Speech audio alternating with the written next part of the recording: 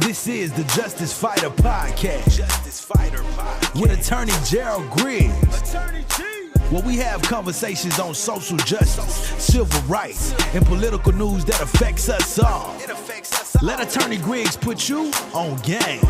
Only on the Justice Fighter Podcast, y'all. Hey, what's going on, guys? Attorney Gerald Griggs, the Justice Fighter, here on the Justice Fighter Podcast on the Justice Media Network. And I just got off the phone with my good friend, Attorney Lee Merritt. Many of you know, social justice warrior, civil rights lawyer, civil rights activist. And he was just telling me about a case that I'm just finding out about. And that's the case of Ahmaud Arbery. And I want you guys to know about this case and put your eyes on what's happening down in the southeast corner of Georgia in a little town called Brunswick, Georgia. And there was a situation that occurred back in February that we are just now finding out about. And I want to make sure that I bring it to your attention and get you all of the information. And Attorney Merritt has issued a charge to the community to elevate their voices to get justice for the family of Mr. Arbery. But I'm reading Lee's Facebook post from yesterday around 11 a.m. I'm not often taken aback by racial violence. It's an everyday reality for millions of people in this country, and I routinely get the call when it occurs. Every day going forward, we will not rest until Ahmaud Arbery gets justice. Here's a summary of his murder published by the New York Times. On Sunday afternoon, February the 23rd, 2020, as Ahmaud Arbery ran through his suburban neighborhood while going for a jog, he passed by a man standing in his front yard who later told police that Mr. Arbery looked like a suspect in a string of break-ins. According to the police report, the man, Gregory McMichael, 64, called out to his son, Travis McMichael, 34. They grabbed their weapons, .357 Magnum revolver and a shotgun, and jumped into a truck and began following Mr. Arbery. Yelling, "Stop, stop," they shouted at Mr. Arbery, "We want to talk to you." Moments later, there was a struggle over the shotgun. Mr. Arbery was killed, shot at least twice. No one has been arrested. And so those were the statements by Lee and the news report that happened in the New York Times about this killing. And so my big issue was it happened back in February of 23rd of 2020. And of course, we're going through the coronavirus situation, but many here in Georgia and around the country did not know anything about this case. And here we are in April. And so my hat's off to Lee Merritt and Sean King and many of the activists that are bringing this to our attention and the grassroots law. And you know, I've spent some time talking with them about the case. And of course, the Georgia NAACP is now involved in the case. And I've spoken to the state president, James Woodall, who will be traveling down to Brunswick to talk to the family. But my concern was the fact that we didn't know anything about this case, and there was very little news coverage in the state of Georgia about what happened. And so it took the New York Times to write a piece for us to get information. And so I want to kind of go through the New York Times piece.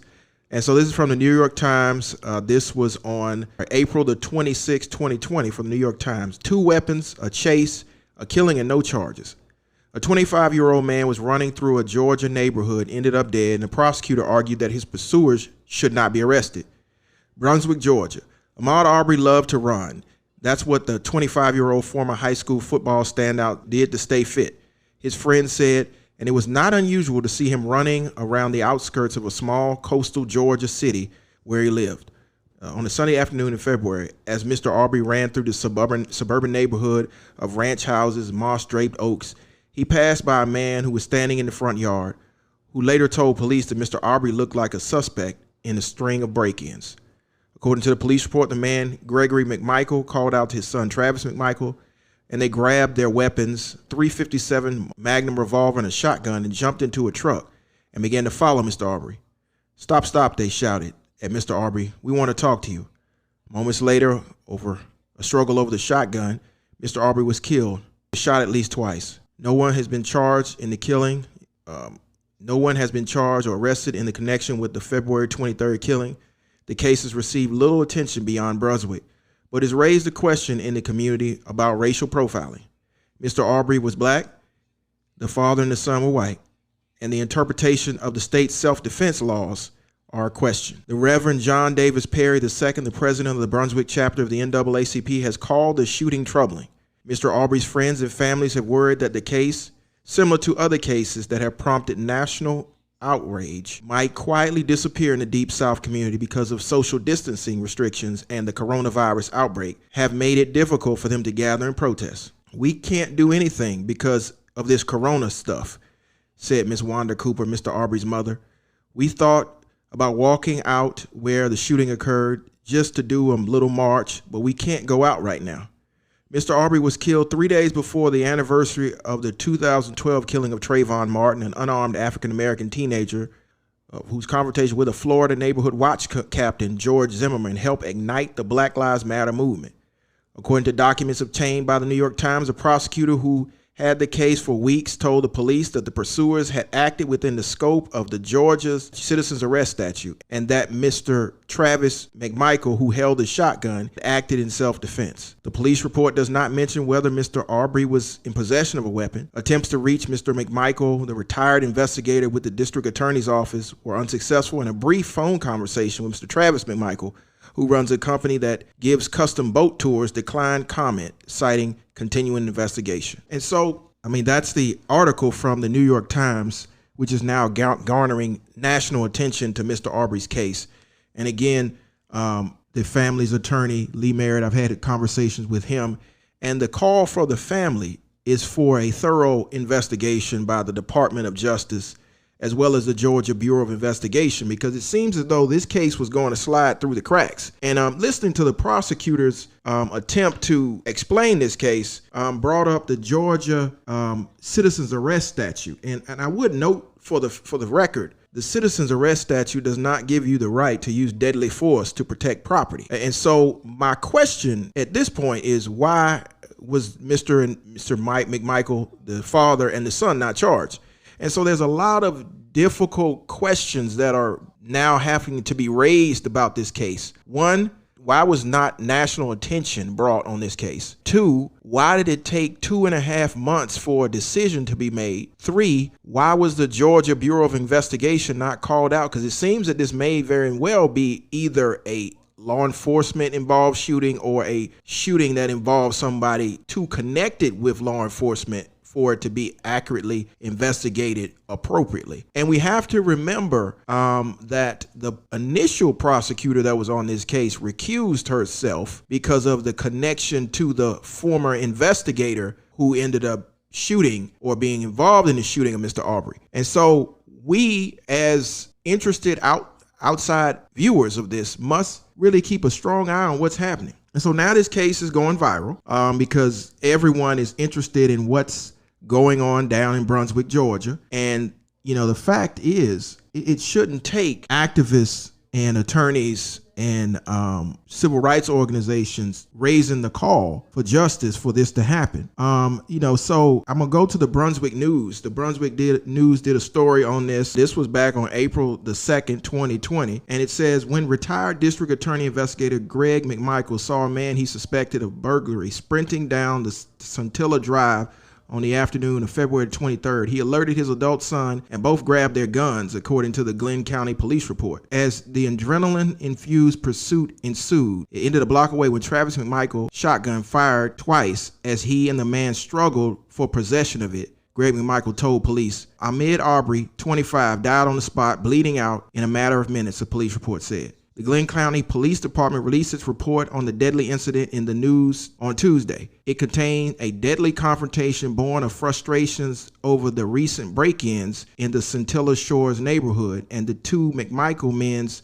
suspicion that Arbery took part in them. Ware County District Attorney George Barnhill's office is still investigating to determine whether criminal charges are warranted in the shooting. Greg McMichael served more than 30 years as an investigator for the Brunswick Judicial Circuit District Attorney's Office before retiring last May. Prior to that, he was a Glenn County police officer for 7 years. Brunswick DA Jackie Johnson cited a conflict of interest in turning the case over to the Ware County District Attorney. Barnhill told the news in late February the investigation could take weeks to complete. Arbery's body was sent for an autopsy at the Georgia Bureau of Investigation Crime Lab in Savannah. Barnhill said at the time he was particularly interested in the trajectory of the fatal gunshot. A toxicology test of Arbery is also being conducted, he said. Home security video, the neighborhood, also is a part of the investigation. The McMichael men and others were fed up with the burglaries and auto break-ins at the time this fateful afternoon unfolded, police report indicated. The senior McMichael told police that surveillance video in the neighborhood had earlier captured Arbery in suspicious circumstances. McMichael told police he saw Arbery the other night and that he reached for his pants as he was readying to draw his gun, the report said. Sometime around 1 p.m., McMichael and his son in the front yard of the 230 Scintilla Drive when they saw Arbery running down the street, the report said. McMichael dashed inside his house and called his son Travis. The guy's running down the street, let's go. And he told the police, and McMichael grabbed a .357 Magnum handgun and Travis grabbed a shotgun, not knowing if the male was armed or not. And the report said they ran back outside and hopped in the truck. McMichael drove down the Scintilla Drive toward the intersection of Buford Road, the report says, and he spotted Arbery running down Buford Road. Travis drove down Buford Road and tried to unsuccessfully cut Arbery's escape with the truck, the report said. The Brunswick man then turned and started running back in the direction to which he came, the report said, and Travis McMichael again, without success, tried to cut him off with the truck. Greg McMichael jumped into the truck's bed at this point and the pursuit resumed. At one point in pursuit, the two McMichaels hailed, stop, we want to talk to you. Travis McMichael pulled up beside Arbery and again made it known that he wanted to talk to him, the report said. At this point, Travis McMichael exited the vehicle with the shotgun in his hand. McMichael stated he saw Arbery begin to violently attack Travis, and the two men started fighting over the shotgun, at which point Travis fired a shot and then a second shot, and then later there was a second shot, the report stated. McMichael stated the man fell down to the pavement with his hand under his body. McMichael then searched Arbery for a gun, the report said. McMichael started to roll the man over to see if he had a weapon. The report said, and I observed blood on Mr. McMichael's hands from rolling Mr. Arbery over. The county police report ends without stating whether Arbery was in possession of a gun. Attempts to find that out have been unsuccessful. And so Arbery had been a promising linebacker at Brunswick High School and played in the Georgia-Florida All-Star game his senior season in 2012. And so that's the story from the Brunswick News. And I mean, there are a lot of questions that need to be answered. And just from reading the police report, charges should be filed, period, point blank. Because even if these men believed that Mr. Arbery had committed the burglaries some time ago, Georgia does not provide for individuals to take the law into their own hands in that respect. You can detain a suspect until law enforcement gets there, but to drive down the street armed, to confront the suspect twice, to attempt to block him with a car once, and then to pull a shotgun on the suspect, that at least seems like false imprisonment.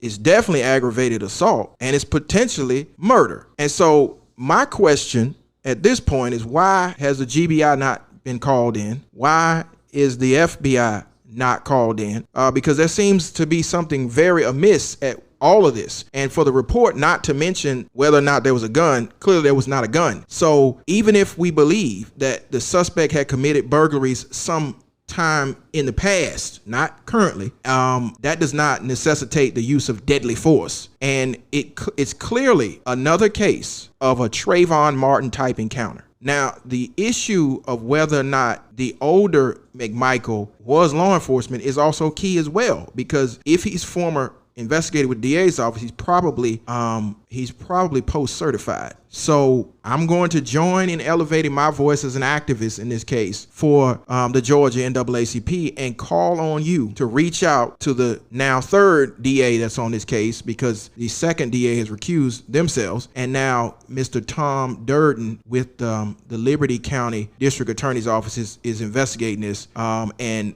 there seems to definitely need to be charges.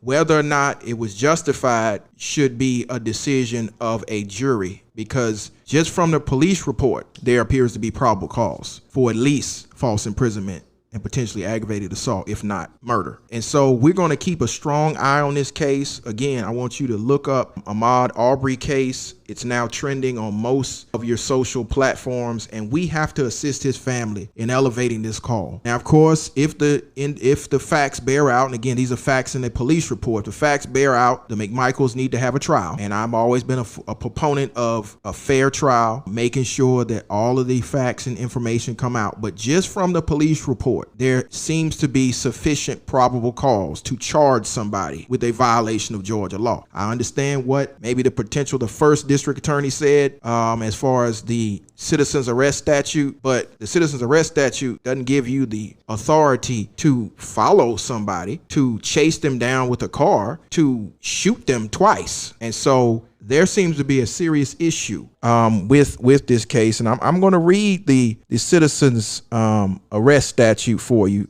so you can know what Georgia law actually says, because this is quite interesting, an interesting case for us to look at. It's Official Code of Georgia 17460, and it says a private person may arrest an offender if the offense is committed in his presence or within his immediate knowledge. If the offense is a felony and the offender is escaping or attempting to escape, a private person may arrest him upon reasonable and probable grounds of suspicion. Now, from the police report, it indicated that they suspected previous burglaries and car break-ins, not a current car break-in or burglary. And so, and nowhere in this statute or anywhere else in Georgia law does it provide that a citizen can use deadly force to effectuate an arrest. So I think that the defense is probably going to be self-defense, but they followed Mr. Arbery. They tried to restrain Mr. Arbery, and then they shot him twice.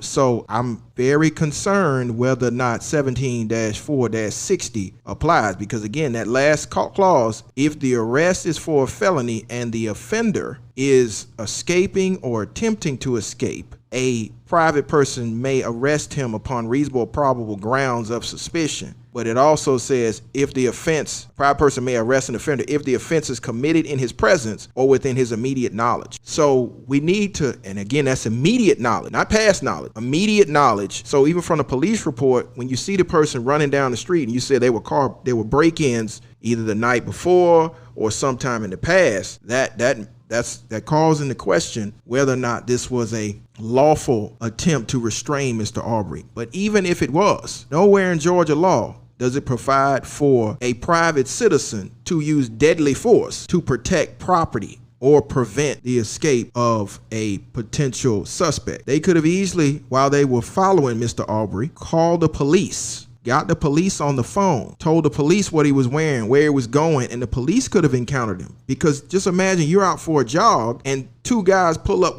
from you, asking for you to stop, trying to stop you, and they're armed, and you don't know what these individuals want. I mean, you have the same right to defend yourself as the individuals who are saying that they're defending themselves, even though they're following you.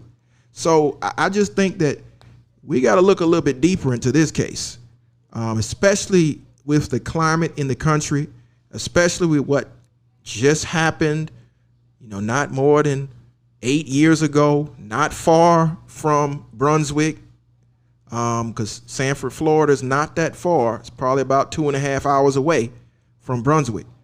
So we got to look into this, and we will get to the bottom of it. I told you the Georgia NAACP is going down to investigate. We are already in contact with the lawyers. Lee Merritt is an exceptional lawyer, and hopefully we'll have him on the platform so he can talk about this once this case is resolved. But please help get the word out. Share this information so we can get the word out on the Ahmaud Arbery case. This is Attorney Gerald Griggs, a justice fighter here on the Justice Media Network, and we will continue to bring you this information as it becomes available to us. This is the Justice Fighter Podcast. Justice Fighter Podcast with Attorney Gerald Griggs. Attorney G. Where we have conversations on social justice, civil rights, and political news that affects us all. Let Attorney Griggs put you on game. Only on the Justice Fighter Podcast, y'all.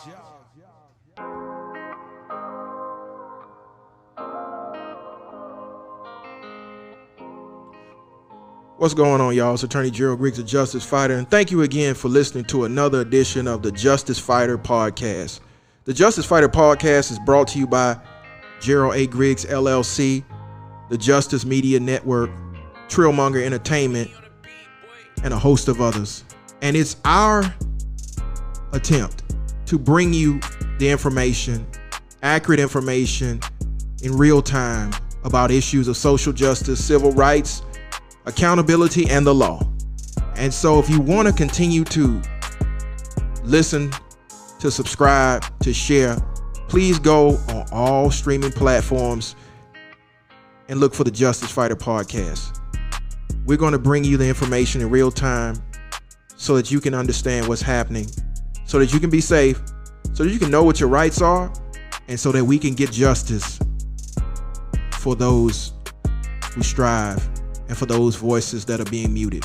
So again, it's Attorney Gerald Griggs, the Justice Fighter. Thank you for listening to the Justice Fighter Podcast, brought to you by Justice Media, the Justice Media Network. Again, we will catch you at the next edition. Please share, please subscribe, please like, and please tell a friend about the Justice Fighter Podcast. It's Attorney Gerald Griggs, and I approve this message.